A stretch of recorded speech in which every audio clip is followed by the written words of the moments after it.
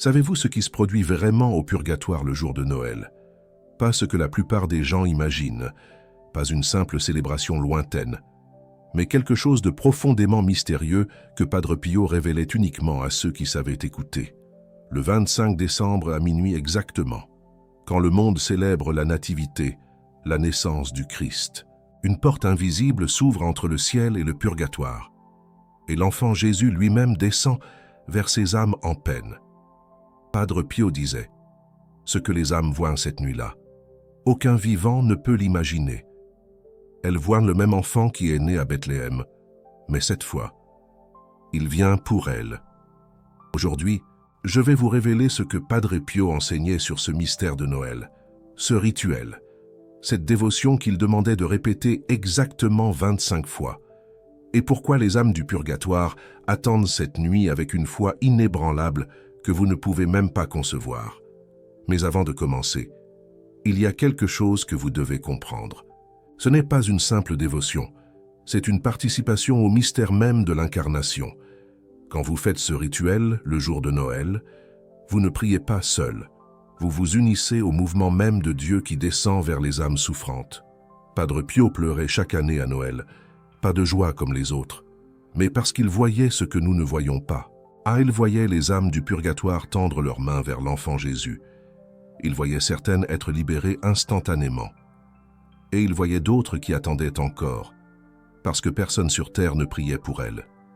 Cette nuit-là, vous pouvez changer le destin éternel d'une âme, peut-être même de plusieurs, si vous faites ce que Padre Pio enseignait. Le mystère que je vais vous révéler commence par une question simple. Pourquoi Dieu a-t-il choisi de naître comme un enfant, pas comme un roi puissant, pas comme un ange glorieux, mais comme un bébé fragile dans une crèche? Padre Pio donnait une réponse que peu de gens connaissent. Il disait, « L'enfant Jésus est venu petit, pour que même les âmes les plus brisées n'osent pas avoir peur de s'approcher de lui. Vous comprenez? Au purgatoire, les âmes voient leurs péchés avec une clarté terrible. Elles se sentent indignes. Elles ont honte de paraître devant la majesté de Dieu. Mais quand elles voient un enfant, quelque chose change en elles. Même l'âme la plus accablée de culpabilité ne peut pas avoir peur d'un nouveau-né. C'est pourquoi l'enfant Jésus descend au purgatoire le jour de Noël, pas le Christ glorieux de la résurrection, pas le juge du dernier jour, mais le bébé de Bethléem, enveloppé de l'ange, portant la lumière du ciel dans ses petites mains.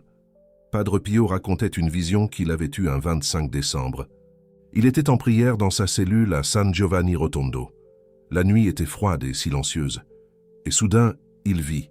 « Je vis l'enfant Jésus », disait-il, mais pas comme dans les images pieuses. Il portait dans ses bras des centaines de petites lumières. Chaque lumière était une âme, et il souriait. Il souriait avec une tendresse infinie, et il murmurait quelque chose que je n'entendais pas. Mais les âmes l'entendaient, et elles pleurèrent de joie. Padre Pio ne pouvait jamais raconter cette vision sans pleurer lui-même, car il savait ce que ce sourire signifiait. Pour une âme au purgatoire, voir le sourire de l'enfant Jésus, c'est comme voir le soleil après des années dans l'obscurité. C'est la promesse que la souffrance va finir, que le ciel s'ouvre enfin. Mais voici ce que Padre Pio ajoutait toujours, et ceci est crucial pour vous aujourd'hui. Il disait, « L'enfant Jésus descend au purgatoire chaque Noël, mais il ne peut emporter que les âmes pour lesquelles quelqu'un a prié sur terre. Les autres, il les regarde avec tristesse, et il leur dit, « Attendez encore un peu. Peut-être l'année prochaine, quelqu'un priera pour vous. » Vous comprenez maintenant pourquoi ce rituel est si important, pourquoi je vous le transmets aujourd'hui. Vous avez le pouvoir, en ce jour de Noël, de décider si une âme verra le sourire de l'enfant Jésus, ou si elle devra attendre une année de plus, une année entière de purification, parce que personne n'a pensé à elle. Le rituel que Padre Pio enseignait pour Noël est très précis. Il doit être fait 25 fois, une fois pour chaque jour de décembre jusqu'au 25. Mais ce n'est pas simplement répéter une prière, c'est quelque chose de beaucoup plus profond. Voici comment Padre Pio l'enseignait. Première étape, trouvez un endroit calme. Cela peut être une église si vous le pouvez, ou simplement un coin de votre maison. où vous ne serez pas dérangé.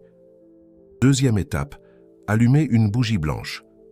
Padre Pio disait, « La bougie représente l'enfant Jésus, la lumière qui vient dans les ténèbres.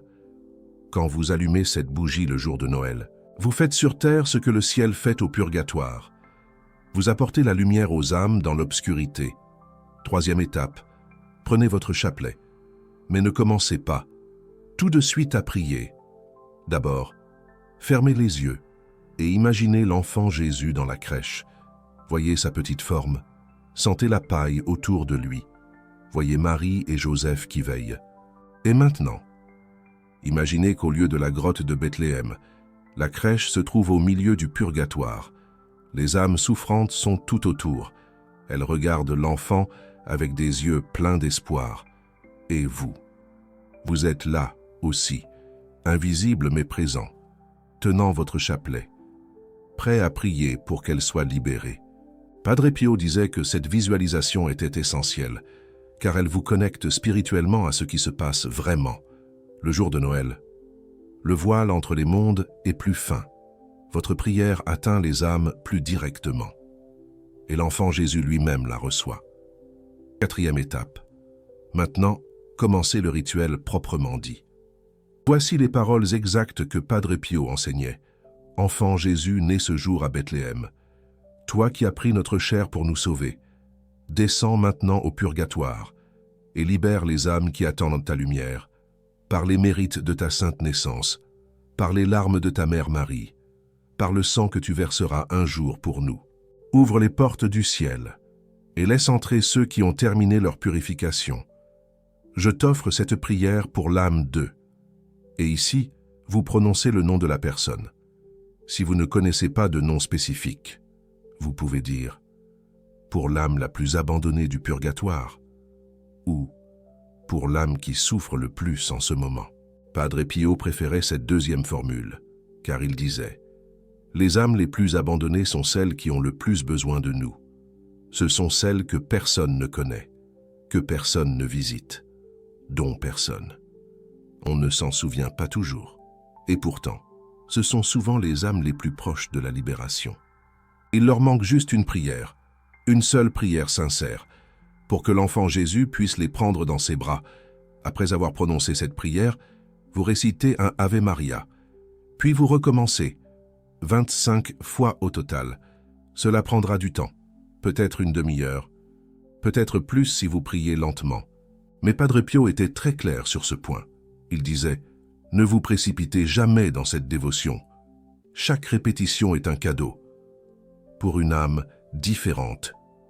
Imaginez que vous êtes un Saint Nicolas spirituel et que chaque prière est un cadeau que vous déposez dans ce lieu de purification. 25 cadeaux, pour 25 âmes. Le jour où le monde célèbre les cadeaux, vous donnez le plus grand cadeau possible, la libération éternelle.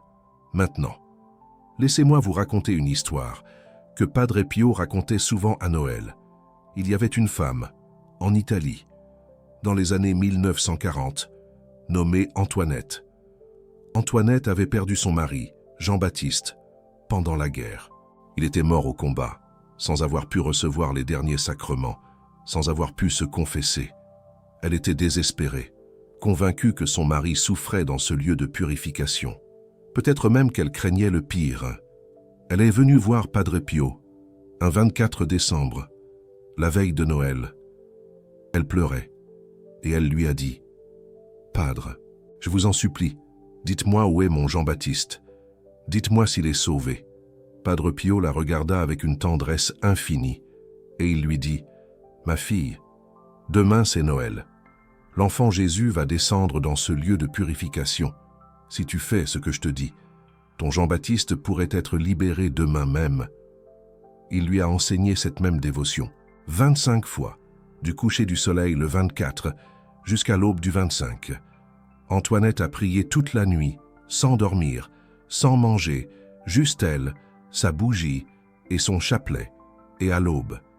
Quelque chose s'est passé. Elle a senti une présence dans la pièce, pas effrayante, mais chaude comme un souffle d'été, et elle a entendu, ou peut-être imaginé, la voix de son Jean-Baptiste, qui lui disait simplement « Merci, je vois la lumière maintenant. Antoinette est revenue voir Padre Pio le lendemain, avant même qu'elle puisse parler.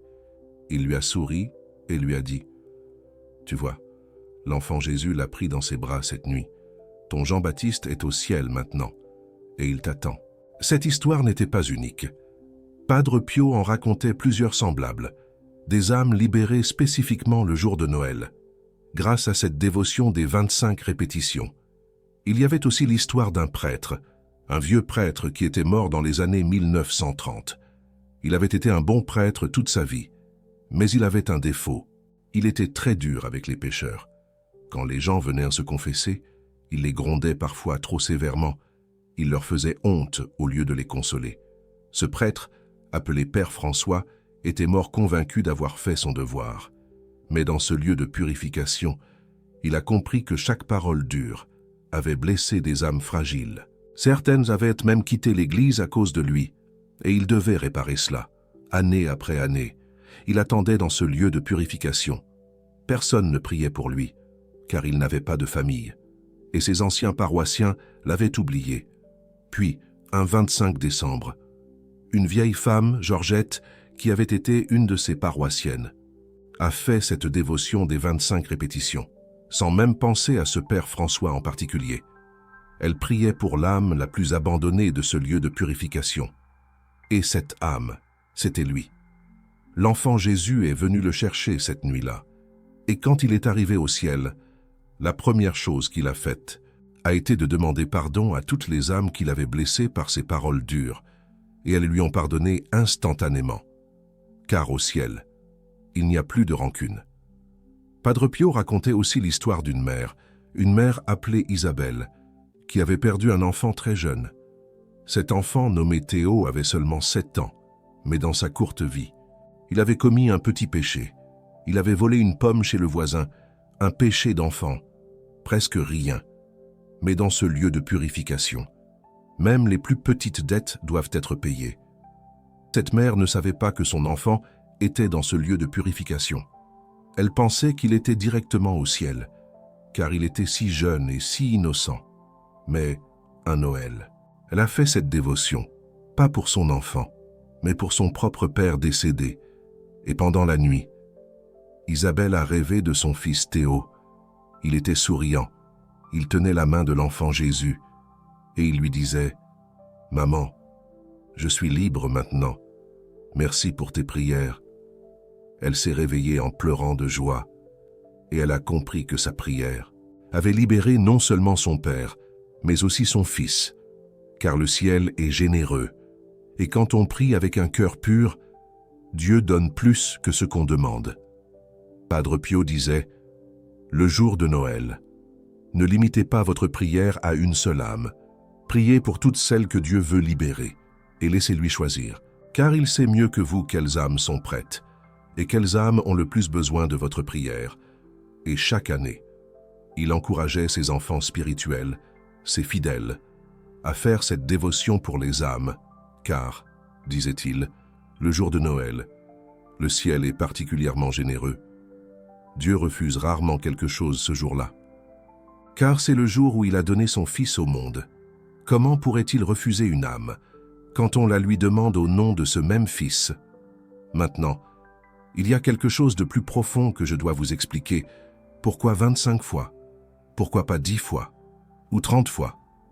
Padre Pio donnait une réponse mystique.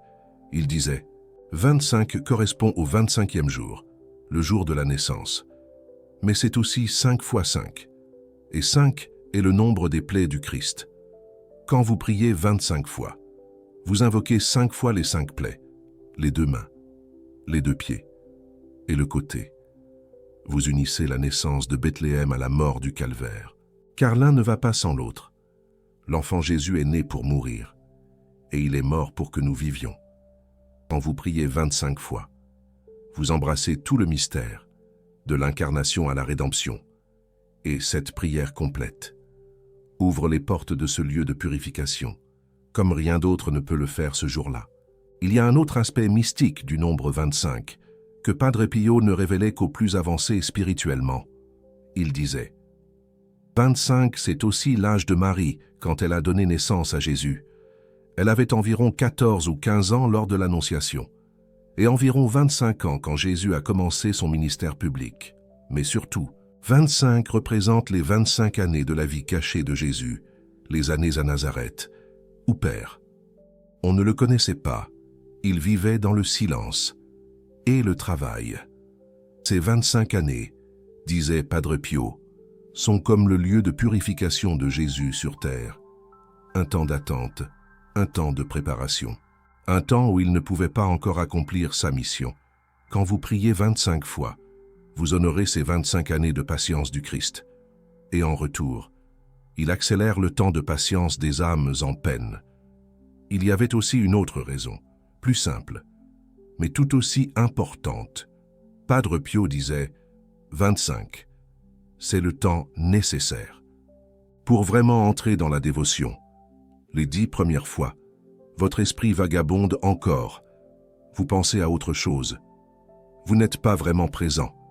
Mais après la 10e fois, quelque chose commence à changer. Votre esprit se calme. Votre cœur s'ouvre. Et les 15 dernières répétitions deviennent de plus en plus profondes. La 25e est souvent la plus puissante, car à ce moment, vous avez vraiment prié. Pas seulement réciter des mots, mais communiquer avec le ciel. Il y a autre chose que Padre Pio révélait sur le lieu de purification à Noël, et ceci va peut-être vous surprendre. Il disait que les âmes en peine célèbrent Noël. Pas comme nous, bien sûr. Elles ne peuvent pas manger de repas de fête, ni ouvrir de cadeaux, ni chanter des cantiques joyeux, mais elles célèbrent d'une manière beaucoup plus pure. Elles revivent dans leur mémoire tous les Noëls qu'elles ont vécus sur terre, tous les moments de grâce, toutes les messes de minuit, toutes les prières qu'elles ont faites devant la crèche, et ces souvenirs, au lieu de les attrister, les consolent, car ils leur rappellent que Dieu les aime, qu'il est venu sur terre pour elles, et qu'un jour, elles le verront face à face. Mais Padre Pio ajoutait quelque chose de troublant. Il disait « Certaines âmes en peine n'ont aucun souvenir de Noël. Elles n'ont jamais prié devant une crèche. Elles n'ont jamais assisté à une messe de minuit. Elles ont vécu des Noëls vides, remplis seulement de repas et de cadeaux, sans aucune pensée pour celui dont on célèbre la naissance. Ces âmes, disait Padre Pio, souffrent plus que les autres à Noël, car elles voient ce qu'elles ont manqué. Elles comprennent enfin ce que cette fête aurait dû signifier. Et elles regrettent, oh, comme elles regrettent, tous ces Noëls perdus, toutes ces occasions de se rapprocher de Dieu, qu'elles ont gaspillées en festivités profanes. C'est pour ces âmes en peine en particulier que la dévotion est importante, car votre prière peut leur apporter ce qu'elles n'ont jamais eu, une vraie célébration de Noël, une connexion avec l'enfant Jésus, et peut-être, si Dieu le permet, la libération qu'elles attendent. Maintenant, je veux vous parler de ce qui se passe exactement quand l'enfant Jésus libère une âme. Padre Pio décrivait ce moment avec une précision étonnante. Il disait « Quand une âme est prête à quitter le lieu de purification, elle le sent avant même que l'enfant Jésus arrive. C'est comme quand le soleil va se lever. D'abord, l'obscurité devient un peu moins profonde, puis une lueur apparaît à l'horizon, puis la lumière grandit, jusqu'à ce que le jour éclate dans toute sa gloire. Pour l'âme, c'est la même chose. Elle sent d'abord un soulagement de sa souffrance.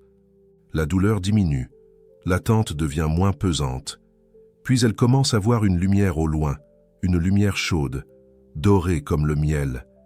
Et cette lumière s'approche, elle grandit, elle devient de plus en plus intense.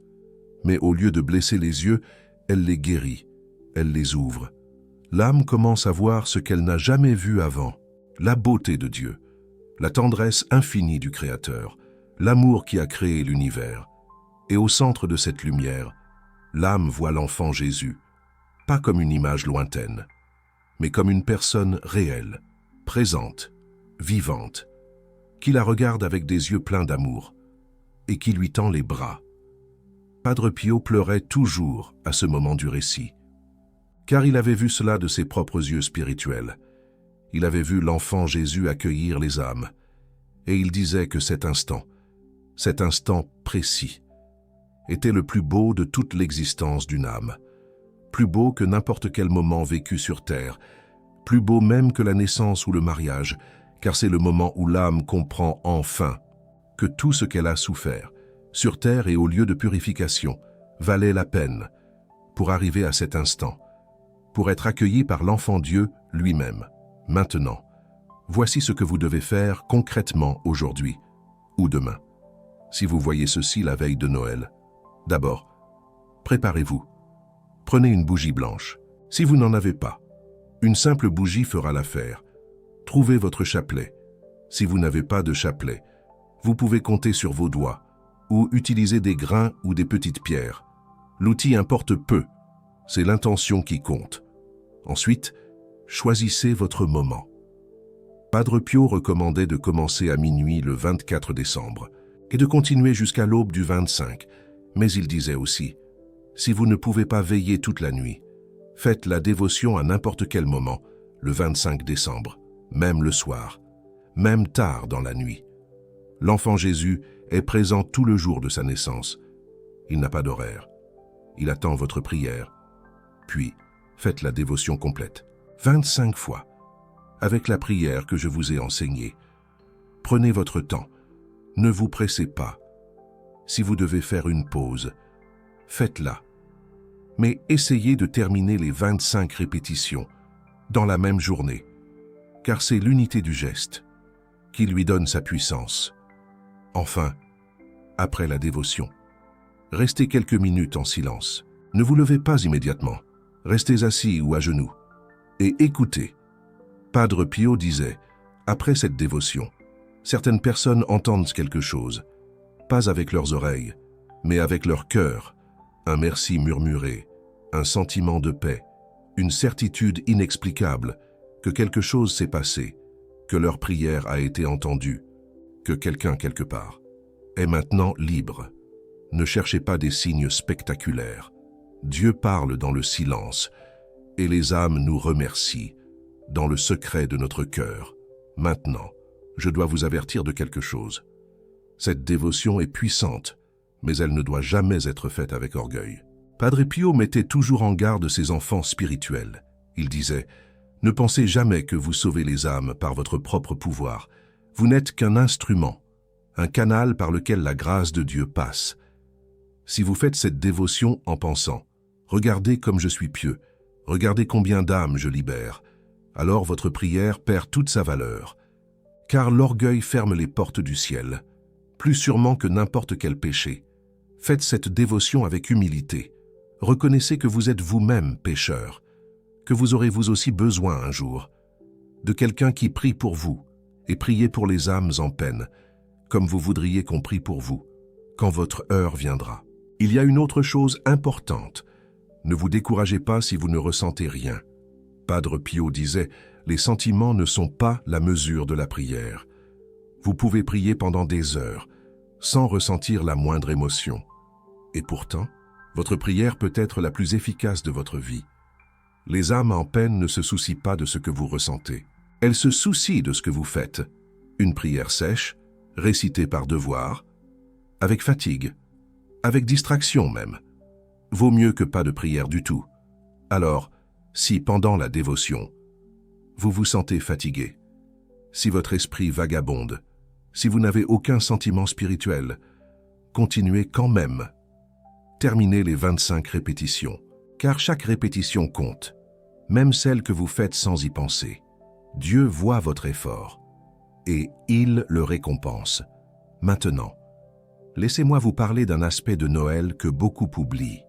Pendant que le monde fait la fête, pendant que les familles se réunissent, pendant que les enfants ouvrent leurs cadeaux, il y a des gens qui sont seuls, des personnes âgées dans des maisons de retraite, des malades dans des hôpitaux, des prisonniers dans leurs cellules, des sans-abri dans les rues froides. Padre Pio disait, « Le jour de Noël, pensez aussi à ces vivants solitaires, car leur souffrance ressemble à celle des âmes du lieu de purification. Ils sont isolés, oubliés, attendant que quelqu'un pense à eux. Et si vous ne pouvez pas les visiter physiquement, vous pouvez les inclure dans votre dévotion. Ajoutez une intention pour eux. Demandez à l'enfant Jésus de les consoler, de leur apporter un peu de sa lumière, même dans leur solitude. Padre Pio disait que cette double intention, pour les morts et pour les vivants solitaires, était particulièrement puissante, car elle montrait à Dieu que votre cœur était ouvert à toute souffrance, pas seulement à celle de vos proches, mais à celle de tous les enfants de Dieu. Maintenant, il y a quelque chose que je veux vous confier, quelque chose que Padre Pio ne disait pas à tout le monde, mais qu'il révélait à ses enfants spirituels les plus proches. Ça, il disait, le jour de Noël, l'enfant Jésus ne libère pas seulement des âmes du lieu de purification, il libère aussi des vivants, de leurs prisons intérieures, de leurs péchés habituels, de leurs addictions, de leurs peurs, de tout ce qui les enchaîne. Si vous faites cette dévotion le jour de Noël et que vous portez vous-même une chaîne, une habitude dont vous ne pouvez pas vous défaire, un péché qui revient sans cesse, une peur qui vous paralyse, demandez à l'enfant Jésus de vous libérer vous aussi, car il est venu, non seulement pour les morts, mais pour les vivants, non seulement pour le lieu de purification, mais pour la terre. Et sa naissance est une libération universelle, qui concerne tous ceux qui l'appellent. Padre Pio racontait l'histoire d'un homme qui était alcoolique depuis 20 ans. Il avait tout essayé, les médecins, les cures, les promesses. Rien ne fonctionnait. Un Noël, désespéré. Il a fait cette dévotion, non pas pour une âme du lieu de purification, mais pour lui-même. Il a prié 25 fois, demandant à l'enfant Jésus de le libérer de son addiction. Et le 26 décembre au matin, il s'est réveillé, sans aucune envie de boire. Pour la première fois en 20 ans, le désir avait disparu, complètement, comme s'il n'avait jamais existé. Cet homme est venu voir Padre Pio, en pleurant de joie. Et Padre Pio lui a dit, « L'enfant Jésus t'a emporté dans ses bras, comme il emporte les âmes du lieu de purification. Tu étais prisonnier, et il t'a libéré, car c'est pour cela qu'il est né, pour briser toutes les chaînes. Maintenant, nous approchons de la fin de cet enseignement, mais il y a encore quelque chose que je dois vous dire, et c'est peut-être le plus important. » Padre Pio disait, « La dévotion des 25 répétitions est puissante, mais il y a quelque chose de plus puissant encore, c'est la messe de minuit. Si vous pouvez assister à la messe de Noël, faites-le, car à la messe, l'enfant Jésus ne descend pas seulement au lieu de purification, il descend sur l'autel, dans le pain et le vin, et il se donne à vous, corps et sang, âme et divinité. Quand vous recevez la communion à Noël, vous recevez le même enfant qui est né à Bethléem, le même qui libère les âmes du lieu de purification, et vous pouvez offrir cette communion pour l'âme de votre choix. Padre Pio disait, « Une communion offerte le jour de Noël peut libérer plusieurs âmes à la fois, car c'est le jour où Dieu est le plus généreux, où il refuse le moins, où il donne le plus. Donc, si vous le pouvez, assistez à la messe, recevez la communion et offrez-la pour les âmes du lieu de purification. Et ensuite, chez vous, faites la dévotion des 25 répétitions et vous aurez fait pour les âmes, plus que n'importe qui d'autre ce jour-là. Il y a une dernière chose que Padre Pio enseignait sur cette dévotion, quelque chose que beaucoup de gens ne comprennent pas. Il disait, quand vous priez pour les âmes du lieu de purification, vous ne faites pas seulement un acte de charité envers les morts, vous faites aussi un acte de préparation pour votre propre mort. Car un jour, vous serez vous-même au lieu de purification, et vous aurez besoin que quelqu'un prie pour vous. Padre Pio était très direct sur ce point. Il disait, « Ne vous faites pas d'illusions. Même les saints passent par le lieu de purification. Même les âmes les plus pures ont quelques imperfections à purifier. Seuls les martyrs et les très jeunes enfants vont directement au ciel. Tous les autres, même les prêtres, même les religieux, même les âmes les plus dévotes, ont besoin d'un temps de purification. Mais, ajoutait Padre Pio, ceux qui ont prié pour les âmes recevront eux-mêmes des prières en retour. C'est une loi spirituelle. Ce que vous donnez vous sera rendu. Si vous libérez des âmes maintenant, elles prieront pour vous quand vous serez au ciel, et elles aideront à vous libérer plus vite. Il racontait l'histoire d'un homme très riche qui n'avait jamais prié pour les âmes de toute sa vie. Il donnait de l'argent à l'Église, mais il ne pensait jamais aux morts. Quand il est mort lui-même, il s'est retrouvé au lieu de purification, avec une souffrance terrible, et personne ne priait pour lui, car il n'avait jamais prié pour personne. Ses héritiers avaient pris son argent et l'avaient oublié, année après année. Il souffrait, regardant le ciel qu'il ne pouvait pas atteindre. Finalement, il y a de nombreuses années, une âme qu'il ne connaissait pas avait prié pour lui, non pas par charité personnelle, mais simplement parce qu'elle priait pour les âmes les plus abandonnées. Et cette prière l'a libéré. Mais tout ce temps perdu, disait Padre Pio, aurait pu être évité s'il avait lui-même prié pour les autres. Il y a aussi l'histoire d'une vieille religieuse, Sœur Anne-Marie, qui avait passé toute sa vie à prier pour les âmes en peine, chaque jour. Elle récitait le rosaire pour elles, avec ferveur, à chaque messe. Elle offrait la communion pour leur salut, et à chaque Noël, elle accomplissait cette dévotion, ces 25 répétitions, remplies d'amour. Quand elle est morte, à l'âge de 90 ans, elle est passée directement au ciel, sans même un instant au lieu de purification. Padre Pio a eu une vision de son arrivée, une vision magnifique. Il a vu des milliers d'âmes qu'elle avait libérées. Il attendait aux portes du paradis, lumineuses. Elle formait une haie d'honneur, resplendissante, et elle l'acclamait comme une reine, avec gratitude, car chaque prière qu'elle avait faite était devenue une couronne de gloire, éternelle. Et maintenant, ces âmes priaient pour elle en retour, non pas pour la libérer, puisqu'elle était déjà libre, mais pour augmenter sa joie éternelle, infiniment. Padre Pio disait, Sœur Anne-Marie avait compris le secret, profondément. Elle avait investi toute sa vie dans le lieu de purification, avec constance. Et maintenant, elle récoltait des trésors infinis au ciel. Maintenant, fermez les yeux un instant. Imaginez le lieu de purification en ce moment.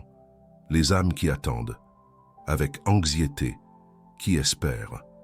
D'un espoir béarolante, qui compte les jours jusqu'au 25 décembre, avec fébrilité. Certaines d'entre elles sont peut-être vos proches, vos parents décédés, chéris, vos grands-parents, bien-aimés, des amis que vous avez perdus, trop tôt, un enfant peut-être, innocent, un conjoint, votre moitié, quelqu'un que vous aimiez profondément, passionnément. Imaginez leur visage, empreint de tristesse, leur attente, interminable, leur foi inébranlable, malgré tout, leur espoir que cette année, quelqu'un priera pour eux, avec le cœur. Et maintenant, imaginez que vous êtes ce quelqu'un, que votre prière est la réponse à leur attente, un baume sur leur âme, que vos 25 répétitions sont les 25 clés qui ouvrent les portes de leur prison avec un bruit libérateur, et que le 25 décembre, grâce à vous, ils verront enfin le sourire de l'enfant Jésus, radieux.